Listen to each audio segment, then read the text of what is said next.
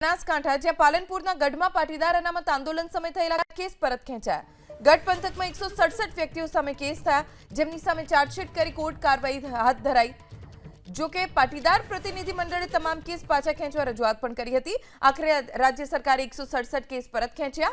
લોક અદાલતમાં ચુકાદાની નકલ અપાશે। કેસ પરત ખેંચાતા બનાસકાંઠા અને પાટીદાર સમાજમાં ખુશી છે।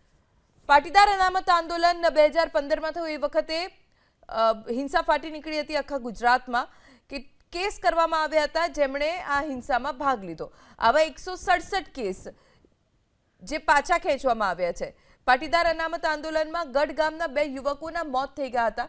જો કે ગઢ ગામના જ 167 કેસ પરત ખેંચવામાં આવે તેવી માંગ પાટીદાર અનામત આંદોલન સમિતિ તરફથી પણ કરવામાં આવી હતી અને હમણાં થોડા સમય પહેલા પાટીદાર આગેવાનોએ પણ સરકાર સમક્ષ રજૂઆત કરી હતી કે આ કેસ પણ પાછા ખેંચવામાં આવે।